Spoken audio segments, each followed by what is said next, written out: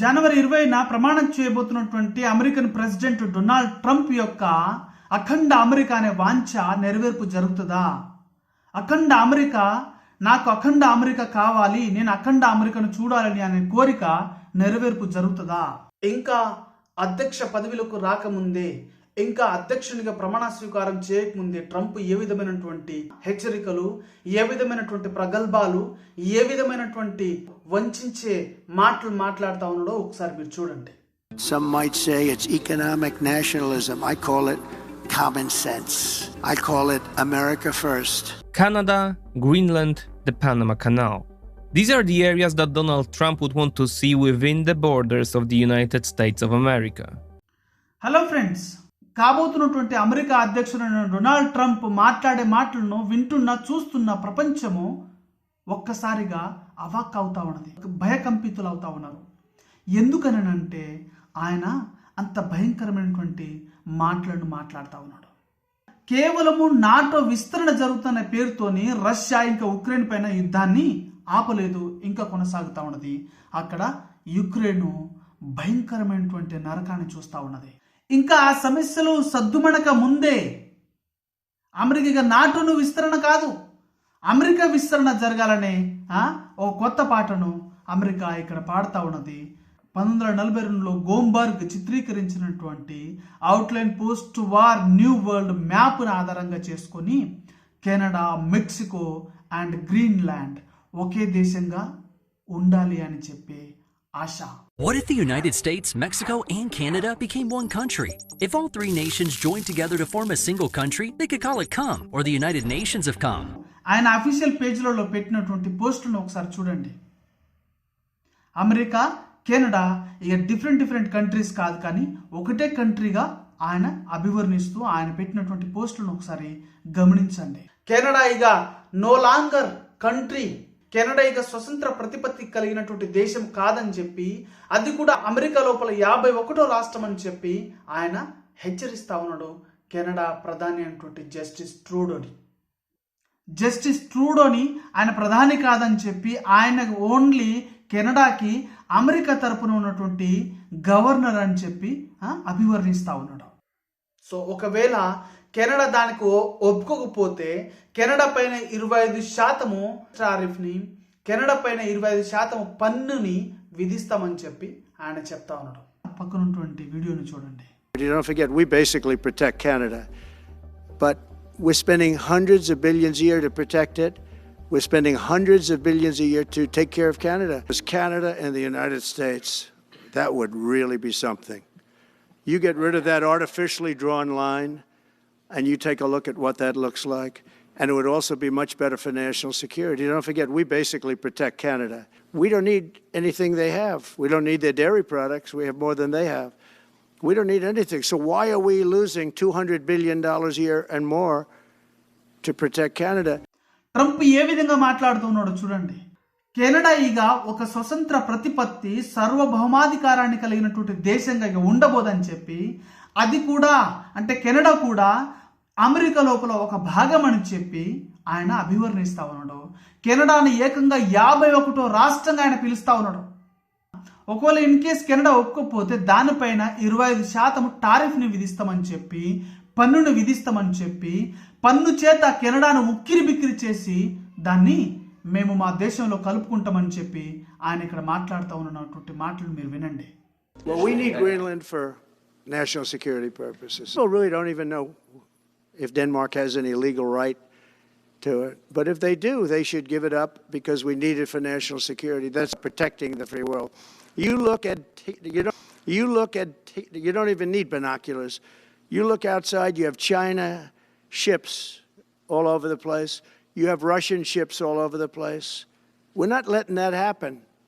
We're not letting it happen. NATO సభ్య దేశమైనటువంటి Denmark స్వాధీనంలో ఉన్నటువంటి గ్రీన్లాండ్ కూడా కొంటమని చెప్పి ఆయన ప్రగల్భాలు పలుకుతా ఉన్నాడు. ఇది ఇప్పుడు చెప్తున్నటువంటి మాట కాదు, 2016లోనే డొనాల్డ్ ట్రంప్ యొక్క మొదటి టర్మ్లోనే ఆ మాట చెప్పాడు. ఇప్పుడైతే ఏకంగా దానిని బై ఫోర్స్ ద్వారా ఆర్మీని ఉపయోగించి గ్రీన్లాండ్ని స్వాధీనపరుచుకుంటామని చెప్పి ఆయన ఇక్కడ మాట్లాడుతూ ఉన్నాడు. ఎందుకంటే గ్రీన్లాండ్ ఉన్నటువంటి సంపదనంతా దోచుకోవటానికి. ఇక్కడ తన పక్కన ఉన్నటువంటి కెనడా విషయం ఆ విధంగా అంటా ఉన్నాడు, దాని పక్కన ఉన్నటువంటి గ్రీన్లాండ్ విషయం ఆ విధంగా అంటా ఉన్నాడు. So we're going to be changing the name of the Gulf of Mexico to the Gulf of America, which has a beautiful ring that covers a lot of territory. The Gulf of America, what a beautiful name. And it's appropriate. It's appropriate. దాని కింద ఉన్నటువంటి Mexico ప్రాంతం గురించి ఏం చెప్తా ఉన్నాడో చూడండి. మెక్సికోను ఆనుకుని ఉన్నటువంటి గల్ఫ్ ఆఫ్ మెక్సికోను స్వాధీనపరుచుకుంటామని చెప్పి, అవసరమైతే ఆర్మీని ఉపయోగిస్తామని చెప్పి అక్కడ కూడా ఆయన మాట్లాడుతూ ఉన్నాడు. కొన్ని వందల సంవత్సరాల చరిత్ర కలిగినటువంటి గల్ఫ్ ఆఫ్ మెక్సికోను కాస్త Gulf of America, what a beautiful name అని చెప్పి అభివర్ణిస్తా ఉన్నాడు డొనాల్డ్ ట్రంప్. ఇక్కడ అంతటితో ఆగుతా ఉన్నారా? ఇక పనామా కాలువ. No, I can't assure you on either of those two, but I can say this: we need them for economic security. The Panama Canal is vital to our country. It's being operated by China. And we gave the Panama Canal to Panama. We didn't give it to China. And they've abused it. Panama కాలువలో ప్రవేశించే ఓడలలో 72% అమెరికావే, కేవలము 24% China ఓడలు ప్రయాణం చేస్తూ ఉంటే ఇంకో మిగిలిన 5-6% మిగతా దేశాల యొక్క ఓడలు ప్రయాణం చేస్తూ ఉన్నవి. అట్లాంటి పనామా దేశం ఉన్నటువంటి పనామా కాలువను కూడా 100% హస్తగస్తం చేసుకోవాలా, అవసరమైతే మరలా ఆర్మీని ఉపయోగించి బై ఫోర్స్ ద్వారా పనామా కాలువను స్వాధీనపరుచుకుంటామని చెప్పి, వెనుకాడబోమని చెప్పి ఆయన ఇక్కడ పనామా దేశాన్ని లేదంటే ప్రపంచానికి ఆయన హెచ్చరిక చేస్తా ఉన్నాడు. నాటో సభ్య దేశాలైన అన్ని దేశాలు వాళ్ళ జీడిపిలో 2% వాళ్ళు నాటో యొక్క సెక్యూరిటీకి యూజ్ చేయాలని చెప్పి అప్పుడు చెప్పాడు. ఏకంగా ఇప్పుడైతే దానిని 5% చేయాలన్నట్టుగా వాళ్ళకు వార్నింగ్ ఇస్తా ఉన్నాడు. ఇక నాటో సభ్య దేశాలు వాళ్ళ జీడిపిలో 5% కంటే ఎక్కువ వాళ్ళు నాటో సెక్యూరిటీకి ఉపయోగించకపోతే కనుక ఇక రష్యాను వాటిపైన ఆయన యుద్ధానికి పురిగొల్పుతానని చెప్పి ఆయన వాటికి హెచ్చరికను జారీ చేస్తా ఉన్నాడు, వాటిని హెచ్చరిస్తా ఉన్నాడు. ట్రంప్తోని ఎట్లా ఏగాలను అర్థం కాక తలలు పట్టుకుంటా ఉన్నారు Germany, Poland and France countries యొక్క అధ్యక్షులు. ఒక్క నాటో విస్తరిస్తుందనే విషయంలోనే రష్యా ఇంకా యుద్ధం చేస్తూ ఉన్నది. మరి మిగతా దేశాలంటే ఈ దేశాలన్నింటినీ అమెరికా టారిఫ్ ద్వారానో పన్నులు హెచ్చరించడం ద్వారానో తనకు బలంగా ఉన్నటువంటి డాలర్ను ఉపయోగించి ఆ దేశాలపైన పన్నులు ఉపయోగించి ఉక్కిరిబిక్కిరి చేయటం ద్వారానో లేదంటే బై ఫోర్స్ ఆర్మీని ఉపయోగించి వాటిని స్వాధీనపరుచుకుంటానని చెప్పి వాళ్ళు చెప్పినప్పుడు మిగతా దేశాల పరిస్థితి ఏంటి? జస్టిస్ ట్రూడో అయితే ఆయన అంతే ఘాటుగా విమర్శిస్తా ఉన్నాడు, అది జరగని పని అని చెప్పి.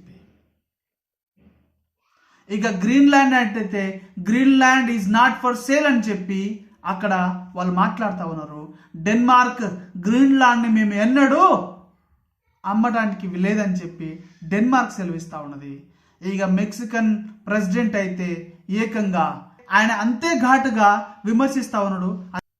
అమెరికాకు మెక్సికో అమెరికన్ అని చెప్పి నామకరణం చేస్తా ఉన్నాడు. వాట్ ఏ వండర్ఫుల్ నేమ్ అని చెప్పి ఆయన అంటా ఉన్నాడు. సో ఇక్కడ అమెరికా ఏం చేయదలుచుకుంటా ఉన్నది? ప్రపంచం లోపల యుద్ధాన్ని కోరుతా ఉన్నదా, లేదంటే ప్రపంచంలో ఉన్నటువంటి యుద్ధాలని ఆపడానికి ప్రయత్నం చేస్తూ ఉన్నదా? కెనడా మాదే అంటారు, పనామా కాలువ మాదే అంటారు, గ్రీన్లాండ్ మాదే అంటారు, గల్ఫ్ ఆఫ్ మెక్సికో మాదే అని అంటారు. ఇక్కడితో ఆగుతా ఉన్నారా? బ్రిక్స్లో ఉన్నటువంటి కంట్రీస్ ఏవేవి? Brazil, Russia, India, China, south Africa, వాటిని కూడా బెదిరిస్తూ ఉన్నారు. మీరు ఒకవేళ డీ-డాలరైజేషన్ చేస్తే కనుక మీ పైన కూడా పన్నులు విధిస్తామని చెప్పి. ఇక డొనాల్డ్ ట్రంప్ హెచ్చరించినటువంటి దేశం ఏది? జర్మనీలో జరుగుతున్నట్టు రాబోతున్నటువంటి ఎలక్షన్లో ఏలుపెట్టడానికి ప్రయత్నం చేస్తూ ఉన్నాడు. జర్మన్ ఎలక్షన్ని ప్రభావితం చేయడం కోసం వారు ప్రయత్నం చేస్తూ ఉన్నారు. ఫ్రాన్స్లో వాళ్ళు ప్రయత్నం చేస్తూ ఉన్నారు. యూకే ఎలక్షన్లను ప్రభావితం చేయడం కోసము వాళ్ళు ప్రయత్నం చేస్తూ ఉన్నారు. డొనాల్డ్ ట్రంప్ లోపల ఇన్ని దేశాలు తన కంట్లో పడ్డవి. అర్జెంటీనాతో సహా. డొనాల్డ్ ట్రంప్ కుమారుడు గ్రీన్లాండ్ను విజిట్ చేసి ఆయన ఏం చెప్తా ఉన్నాడో చూడండి.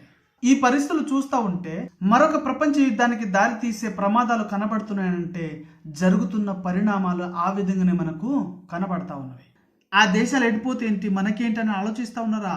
ఒక్క దేశము నాటో విస్తరణ జరుగుతుందని చెప్పి ఒక్క దేశము రష్యా యుక్రెయిన్తోనే పోరాటం వలన పెట్రోల్ ఛార్జీలు అన్నీ పెరిగి మనకు ప్రాబ్లం అవుతా ఉన్నది. ఒక్క పెట్రోల్ ఛార్జీ పెరిగితే దేశం నుండి అన్ని వస్తువుల ఛార్జీలు పెరుగుతాయి. ఇక ఏకంగా ప్రపంచ యుద్ధమే స్టార్ట్ అవుతే మనపైన ఎటువంటి ప్రభావం ఉంటుందో ఒక్కసారి ఊహించండి. నయా దందా. మన దేశం లోపల ఒక గుంటను, ఒక ఎకరాను ఆక్రమిస్తేనే భయంకరమైనటువంటి వానిగా మనము అభివర్ణిస్తాము. అమెరికా అయితే ఏకంగా ట్రంప్ అయితే ఒక దేశాన్ని ఆక్రమించడానికి ప్రయత్నం చేస్తూ ఉన్నాడు. నయా కబ్జా కోరు అమెరికా. నాటో విస్తరణ అనే ఒకటే అంశాన్ని బేస్ చేసుకునే రష్యా ఇంకా యుద్ధం చేస్తూ ఉన్నది. అమెరికా విస్తరణ అనే విషయంతో ప్రపంచంలో ఇంకా ఎన్ని యుద్ధాలు ప్రారంభం కాబోతున్నావో ఊహించండి. మీ ఊహకు వదిలేస్తా ఉన్నాను.